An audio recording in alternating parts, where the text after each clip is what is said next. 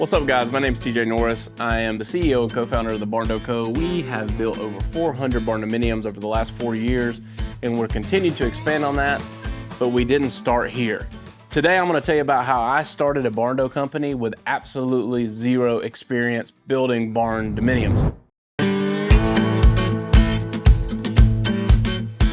So this all started with me and Ross, my co-founding partner, standing in a cow pasture looking at real estate. He had built a few buildings. He had just built a barn dominium, kinda, and he showed it to me, and we had this great idea. Hey, I think people want these. I want this.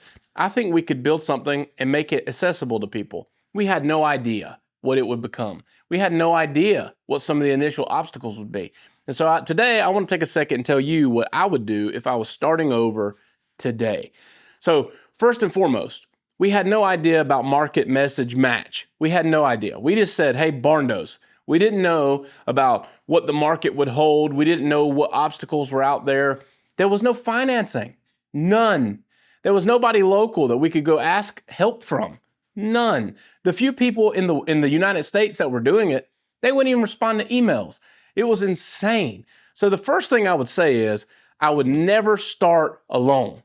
I would reach out for help. I'm happy to talk to you. I love doing this. You can connect with me on any platform and I will reach out to you, or you can shoot a message to me. I want to help you get started. Even if you've already gotten started and you find yourself stuck, I want to help you. I want to help you cross the bridge, because there's a lot of things as a builder that you're not going to think about. Just like as me as a marketer and a business guy, I didn't have a lot of the thoughts that a builder might have. And we could have saved each other time. It would have been great. But in the beginning, the biggest obstacle was understanding the market and understanding the message that we needed to put out to people and how to make those two things coincide. Because we were selling a vision and a dream that people wanted. We knew that. But what we didn't know is that the market couldn't support it because there was no opportunity for lending. We did not know how we were going to design them. We didn't have a firm grasp on what our build system was going to be. We just knew we had a passion. We wanted to go do these things, and we found out that people really wanted them. And so for the first 6 months of this journey, it was me sitting down with lenders over and over and over again, trying to understand why they would not give a loan for a barn dominium. And after spending countless hours, weeks, days, long nights, analyzing all of their responses, I would craft up these mock deals and take them back to them and say, how about now? And they'd still say no. I'd say, why? And we just did that over and over. It literally was a 6-month journey until I finally got a lender to say, oh yeah, for sure, we'll lend on that. And when I found out that not only did they lend on it, but they turned around and sold that mortgage on the open market, I knew we had made something happen that didn't exist, and now it does. So if you're just getting started and you're trying to figure out ways to get people financed, reach out. You can go to our website, thebarndoorco.com, click finance at the very top. You can put your people through. It'll connect you with qualified lenders all over the United States of America that will lend on these. Now, there are some criteria, right? That criteria is going to tie into the build system that you're using. Unfortunately, another part of the market that we found out are people are selling substandard things as homes. And honestly, I get it. Like, you're solving a problem, and maybe you live in a part of the country where it doesn't really matter that much. But the problem is so much of that was happening, it kind of tarnished the reputation of barn dominiums in a lot of lenders' eyes, a lot of insurance providers' eyes. They seen it as something high risk, that maybe you didn't have a quality aspect to it, and they didn't understand. And so what it's done is made it really difficult for people who were really building a quality product to get access to the same things that traditional builders were finding. So I would lean heavily on, once you've determined that you want to start, I've built a highway to find financing. You can find financing for barn dominiums, but you want to get real specific on a build system. How are you going to build them? How many are you going to build? Because I can tell you what our ideal concept was designed to build about 10, and that was the top line. And we found out 3 months after that initial 6-month period of time, when we actually went to market and had an ability to sell it, that we now had 7 times what we anticipated to be a full house worth of work. In 3 months, we had 70 people sitting on our doorsteps ready to build. And the system that we thought would get us there was not designed to accomplish that. There was too many bottlenecks. There was too much stuff I was having to do myself. There was too many things where we were the logjam in the situation. There was no way to go and get that material any faster. It literally stopped on our shoulders. So we had to go back to the drawing boards. How can we do this? What are some clever ways we can do this? And we were taking this crazy pirate idea that there was a reason people only built a few of them. There was a reason why they weren't mainstream. And we were trying to create an assembly line that will allow us to build hundreds and hundreds of these unencumbered by production, unencumbered by supply, and have the ability to just continue to meet people where they were and deliver their dream. And so we had to get real clear on a building system. We designed our own. We have our own patented system. That is our Barn.Co post-frame hybrid solution. We put that together, packaged it up, make sure it met all the lending requirements, make sure that it met and exceeded all the residential building code requirements so that we could engineer them, we could manufacture them, we could order them, and that we had a supply chain and a network to where we could get our hands on those materials very readily, very fast, and that we could maintain a certain level of purchase power so that we were not just bottlenecked by a small mom and pop shop that we were working with to kind of create this one little, chink in the armor for the barndominium. So you got to think bigger than what you're thinking right now. First and foremost, think bigger. How did we make it work? We realized really quickly, not only was the product an obstacle in and of itself, and then building out a product, but then we had to build a process, and that was very, very challenging. But we found ourselves about a year into this thing where we had a really solid product, and we had a really solid process, but then we were missing the magic ingredient: people. How in the world can you do this with just two guys? You can't. We absolutely opened a can of worms. We had so much demand, so much people out there just dreaming and idolizing what we had accomplished. We couldn't deliver the product fast enough. We didn't have enough people. It was two guys, and then there was like four of us, and we're trying to build 100 barndominiums, and we had to figure out how in the world, as business leaders, could we stop looking at how we sell people on product and process, but start selling people on coming and joining this team.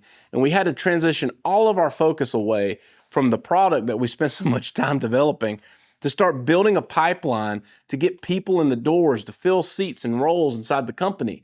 And that's what we put all of our effort into. We have scaled our team to meet the demand. There's no way you'll do it yourself. If you're in the business and you've been in the business and you're just running into the wall over and over and over again, chances are you've scaled your company past your capacity. And the only way you're going to solve that is to go find people. Well, how do I find qualified people, TJ? They're everywhere. You just have to get real clear on what you're looking for. Just because someone's qualified to do the job doesn't mean there's someone that you want to have inside of your company, someone that you want to do life with, someone that you want to be able to grow something with. If you don't like them as people, you're not going to like them long-term as employees. So that forced us to then create a new process and a new product. And that process and product was Barn.Co as a company. And the process was the core values, the mission, the vision of what we were doing. And we had to learn how to work that product and process into a nice pitch to get people interested to come and work here and be a part of our conquering quest to build as many barndominiums as possible and turn as many people's dreams into reality as possible. And thus was born the company you see today. When we get up here and we talk about core values, they're more than just words on the wall. That is the exact thing that we use to go out into the marketplace and find the right people. And what we found is if we can find the right people, we can build them into the right seat in the organization. They might have 50% of the skill necessary, but they have 100% of the attributes of a human being that we want to work with.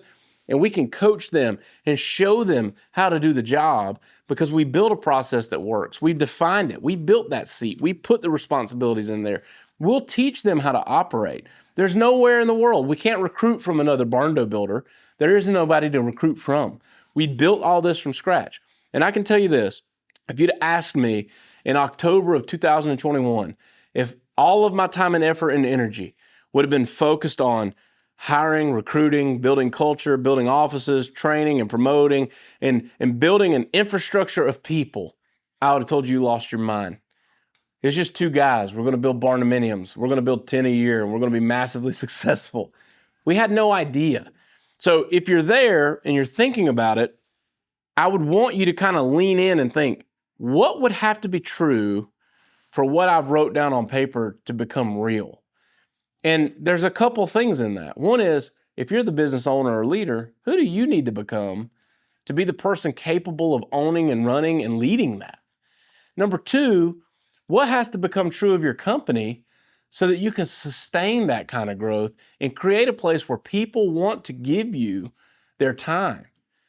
It's not all about money. They're not going to be happy and be there and be dependable just because of a paycheck. You got to build a culture where people can be seen, they can be led, they can be heard, and they can be fostered into a chance to change their life forever. And that was the big work. That was the big shift from when we went from two guys in a pickup truck with the goal to build 10 to two guys spread all across the Southeast, building hundreds and hundreds and engaging thousands of clients on an annual basis. It did not start with that in mind, but the process and the system and the placement of people got us there. At some point, you're going to have to transition from your product to your people. And your people are going to have to become the champions of your product and your process. And you're going to have to focus all your time, attention, and detail into people. That's when a business is born. Until that, it's really just a hobby. It's a job. You can employ yourself. You can have a great life. You can pay yourself plenty of money. You can service a lot of people and have a great product. There's nothing wrong with that. But if you look at this from the outside in going, how did it happen? It happened when we got really, really specific in what we wanted. And we knew that we wanted to impact as many people as possible. And we wanted to build communities with those that shared our values. It started with the people that put on Barndo shirts, walk into Barndo offices, and push the Barndo vision and mission out into the public. And that is the turning point of where we were, or where we came from to where we are today. It started with two guys that had no idea. And then we rolled up our sleeves and we solved it one problem at a time. And we would do it and we would fail and we would figure it out and we would get feedback and we would fix it. And that's the loop. You got to be able to go and do. You're going to do it and you're going to fail. You're going to get feedback. You're going to fix it. And then you're going to build a new future. And you do that over and over, rinse and repeat.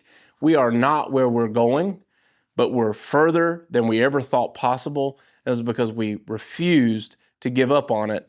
And the experience came when we got out there and started pushing the opportunities and getting the opportunities to go and build. And through that, we built a tried and true system that services literally thousands of people across a multitude of states with a product that I don't believe was ever conceptualized to be a mainstream product, but we made it happen. And it was not easy. And there's parts of it I might not have done again, but we're here. And so no matter where you're at in business, no matter what's going on, no matter what that dream is or that vision is, you have to be in relentless pursuit of it at all times and know that once product's dialed in and processes dialed in, people are next, and you're going to have to focus more time over the tenure of your career on people than anything else, because people is the only pathway for you to be able to go out and scale something that's bigger than yourself. Right now, if you're so busy, you can't even imagine what it would be like to even add one more build or sell one more product or do anything else. It's because you bottlenecked yourself in and you haven't built a process and you haven't started trying to find people that you could train to do that for you. That's the biggest thing, humility. I am not the smartest person in my company. I'm not the best at any part of this company. It started with me. You can't be worse than we were when we started. And now we're on a trajectory to keep growing, and we hope that one day we'll be able to build in all 50 states and service everybody across this country with their dream home, reclaiming the American dream, and building your forever barndominium.